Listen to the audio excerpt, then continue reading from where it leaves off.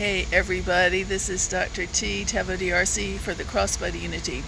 We're here today to address what goes on and who does what, and what one does when a visitor comes out in the seats of the Christian ministry, black, white, and brown, but mostly the ones that have been affected by television ministry and say they're followers and affiliated under them. Not all is bad. Not all is good, and we want to just comment that there is a difference between the wheat and the tares in every group in our nation, every Christian, every non. So we are teaching our word of the Lord and messages to the Christian to evaluate, to assess, not to accuse, and we never accuse the top leader locally, the top leader nationally, no matter what goes on and what the people have said about it, because I have never walked in their shoes. I was there. My testimony is I was called in 1976 at age 24 to study the body of Christ before all this, during all this, now after all this, and now it's post-Christian.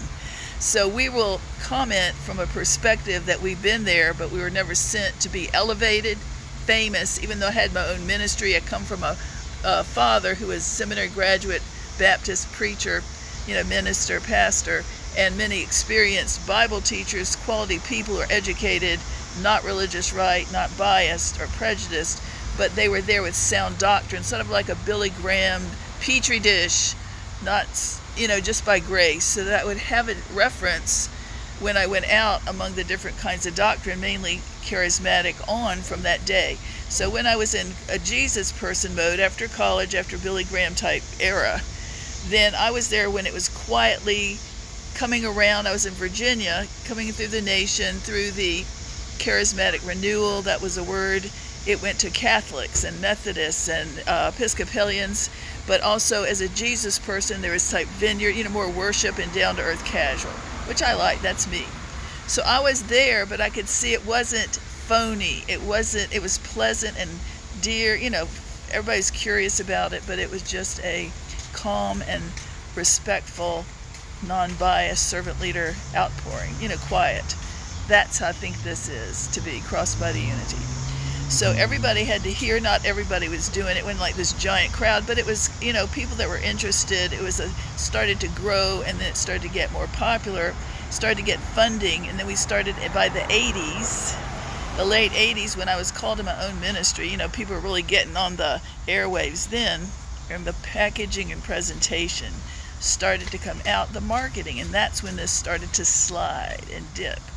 So in 1986 and 87, that time the Encouraging Word Ministry, my own ministry, which was sent crossbody, had advisors and all this stuff in an office more back then, a newsletter, and I was with all kinds of good, wholesome, different kinds of theology of Christians, urban and suburban, and it was none of this stuff goes on now. There wasn't anything celebrity worship or papal ministry. All right, so I looked there, and then we got the 80s where they had the two talk, Jimmy Swaggart, and we had Jim Bakker's scandals, and I was there and saw the fallout and watched accusations start to ministry and money, and then making it big came on the scene. So I could go on and on. I don't have enough time. What I don't want to do is hurt people. I don't want to hurt people. God's move that is good from those days and from right now. Every group, every person has to be evaluated one by one. This is not sectarian here. This is cross-denominational. This is like if we start all over to see what Jesus following is, who he is in ministry is, let's go for it. That's this. I'm open, but I'm going to be a, not celebrity, I'm going to be a collaborator. I don't know it all. I'm going to share my Selahs, not dogma, as an authority who's been there, Luke Eyewitness, and then let you hear God for yourself. So as I was sent throughout the United States to different doctrinal outpourings and pools, revivals, and headquarters, slowly, like a snail, going through my own life, having some big things, getting jumped in public here and there. You take note, not Baptist. So you can tell a difference between wholesome, safe, visiting, attending, repeat attenders, and not, and warning. And I come out with great concern for the visitor right now. And that's why I'm making this point. Every top person, you didn't know it. You didn't know this famous person and all the how people take your name and add their own to it and take from yours and use it to make themselves a big famous name in their own area. You didn't know that they'd add misogyny and bias and race. You didn't do that. But they do. And I'm here to let you know to work on that from the top out in the, here.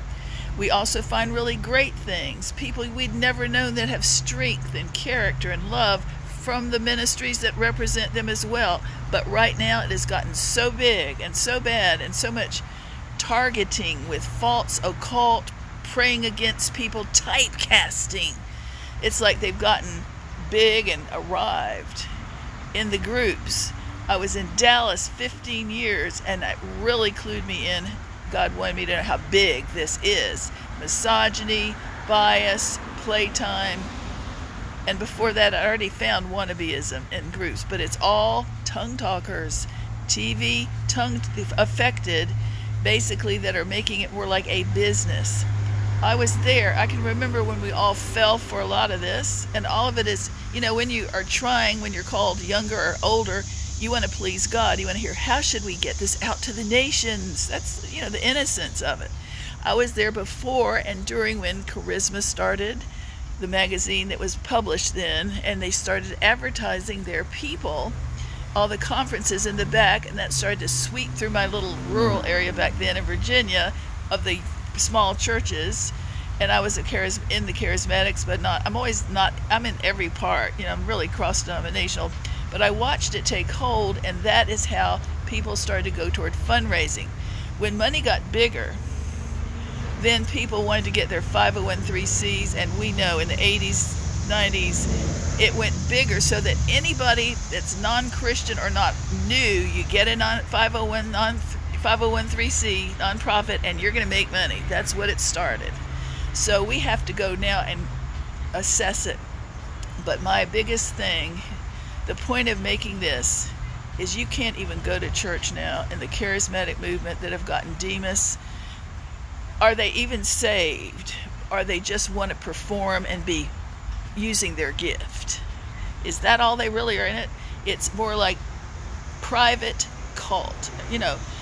Do they really want to own us, or do they really want to talk about Jesus Christ and get people saved? Do they really want and respect all colors, shapes, energies, famous and not? That was it. I was sent as an embed, happy. Not famous, but smart, no must turf. Experience. They couldn't even see that. I was a big, pardon it, I have to tell you, I was the Red State typecast litmus test for whatever they do, LP. Red State litmus test. That is all I did. Chauvinism and misogyny, playtime. So with that, I thought, all right, one or two, hey, let's move on. I'm learning. I'd never had that done before then. Then it turned out it was like everywhere. In the same doctrine, the harlot spying, witch watching, occult, false authority, whose love has died. No lost first love now. It's showbiz. It really is. So we're warning you, but I'm assessing it from the fruit to let you know if you didn't know it. Maybe you have no clue. A lot of these people, how could they know? They only see their hand-picked few that their inner circle, which is right. I'm letting you know, please work on your staff, your employees, your elders, your cell group leaders, your people that are regular attenders, your donors. Tell them to really behave and go after the Lord, not stuff, not owning the turf or being under, because see, this is it. When they are all trained to look for harlots, when they're all trained to look for Jezebels, that's the only thing. As a prophet, I know this. I think, wow, where's the first love? Where is any love in this kind of group? More later. God bless.